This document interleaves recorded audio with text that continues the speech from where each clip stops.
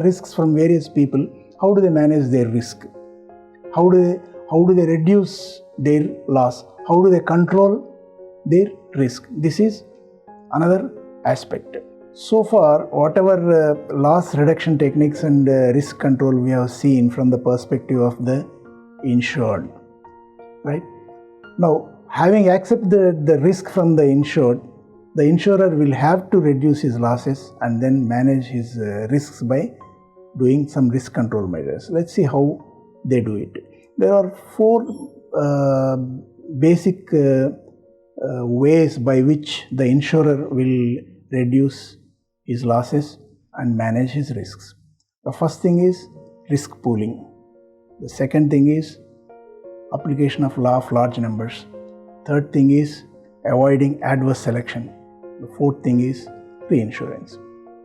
So by these four means, predominantly the insurers manage their risk, reduce their losses. Let's see how they do it in a nutshell. Like risk pooling is, as you know, basically many people contributing to cover the losses of few. This is the basic idea of insurance. Many people pay insurance premium, and when few people suffer loss, and they are compensated. This is risk pooling.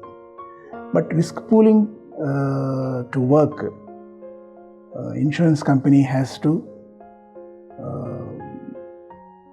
take care of their risk, expected risk and actual risk. That the relationship between these two things is very important, because insurance company is accepting risk based on the probability of the event happening. Now, it's very important for us to understand one particular aspect. Why the insurance company at all is agreeing to take risk on your behalf. The reason is simple. When we talk of risk, we were saying that there is a probability of the event happening, and the probability is known, right? So let's say the probability of event happening is 50%. That is, the possibility of loss happening is 50%. Now, as an insurance buyer, I am buying insurance with the belief that there is a 50% chance of loss happening. Whereas the insurance company is accepting to take the risk with the presumption that there is a 50% chance that loss not happening. Right? When these two divergent opinions work together, the insurance industry exists. Suppose as an asset owner, if I feel that there is 50% chance of loss not happening, I do not feel vulnerable and I will not go for insurance. This is what happens many a time in life and health insurance. When I think that there is a 50% chance of loss happening, I go for insurance. Now, from the insurer perspective, if the insurer thinks that there is a chance, 50% chance of loss happening, then he will not take the transfer. He will not accept the risk. When he thinks that there is a 50% chance of loss not happening, then he will take the risk. Now, there is another perspective of the insurance company. When they are taking the risk, there is an expected probability. That is, they are saying, okay, 50% chance is there. Therefore, if I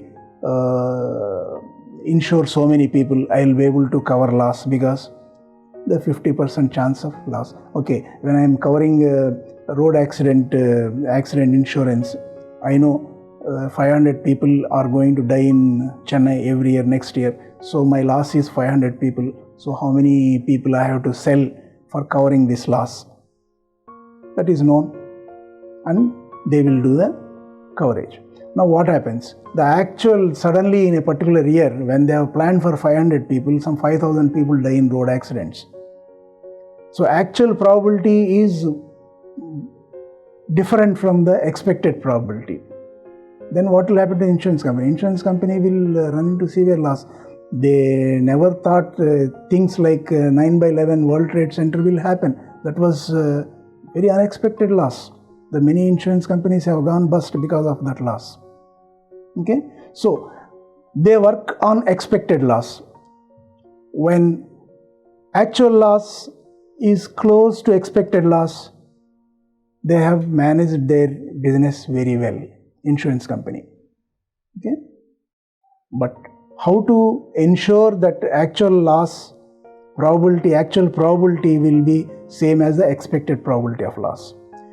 Here is where the law of large numbers, a statistical method that comes to their aid. Now, what is this law of large numbers? It looks complicated, but it is not. If we consider one or two basic examples, we can easily understand the phenomena of law of large numbers. Now, let's take the case of flipping a coin. When we flip a coin, its result is binary. Either we get head or tails. There is no other issue on that. So 50% chance heads, 50% chance tail. Now, do we take, when we flip the coin twice, we always get one head and one tail? You know, it's not possible. We may get two heads, two tails. Anything is possible. Can we expect when we flip 4 times, we get 2 times head and 2 times tail? No. You know, it's not certain. It can be a different result. Okay. When we flip 10 times, can we say that we will get 5 times head and 5 times tail? It's not possible. We cannot say. So, when the expected outcome is, probability of outcome is 50%, but in practice it is varying. But what does the law of large number says? If you flip the coin sufficiently large number of times, you will get the result of that 50%. That is, your real probability will come close to expected probability. That is, you have to flip the coin sufficiently large number of times. But still it is little confusing. For a very excellent understanding of this, we will consider one example with which we are all very familiar. That is binary decision, like say childbirth. Following pregnancy, when the child is born, the gender of the child is binary, either male or female, leave for exceptions. Okay, it is either male or female. The chances, the probability is 50%. Same, head or tail model. Okay, now let us consider a family.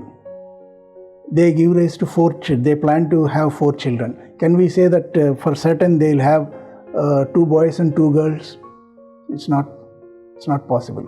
We cannot say for certain. The outcome can be anything. It can be different. So when the expected probability is 50-50 boy and girl, the real probability is something else. Okay, let us say there are 4 families. Together they have say 12 children, 3 children each. Out of 12 children, can we say for sure 6 will be boys and 6 will be girls? It doesn't happen that way, you know. But when you consider sufficiently large population, say consider the entire state of Tamil Nadu population, the expected probability comes close to the real probability. That is, you have 998, 95 girls for 1000 boys. It is almost 50-50. This is the law of large numbers. When the event is sufficiently in large number, the expected probability and the actual probability, they will come close. This will used by insurance company for running their business. That is, they sell large number of policies so that at any point of time their real probability, that is the number of deaths by road accidents, will remain as expected at the beginning, that is 500 per year. So this is how law of large numbers work. The next one is adverse selection. What is adverse selection? Adverse selection is, we'll consider through some example. Let's say life insurance policy or health insurance policy. Health insurance policy or life insurance policy, if you allow easily cancellation by the policy holders, what happens? People who are healthy, people who do not expect to meet any risk will cancel the policies. Then who will remain as policy holders? All old people or who are at big risk of meeting with any fatalities. Only those people will be there, and the insurance companies will find a lot of problem in settling claims, because there will be more claims than expected at any time. This is adverse selection. So this is a reason, this is rather one important reason why insurance companies disincentivize people from cancelling their life insurance policies. Right? Finally, the insurance companies manage their risk by reinsuring the risk. That is, whatever risk they have taken by transfer, part of it is again transferred to other insurance companies called reinsurance companies, thereby reducing their risk. So friends, what we have seen today is by and large, in a nutshell, what is risk management, and whatever we have discussed is good enough for appearing on broker qualified person examination. Thank you. We hope that you will take all the benefit out of this. So friends, in this episode what we have seen is all about the basics of risk management. This is part of broker qualified person, broker compulsory part. I hope whatever we have discussed, basic concepts will be useful for you, right? And we will meet in our next session and discuss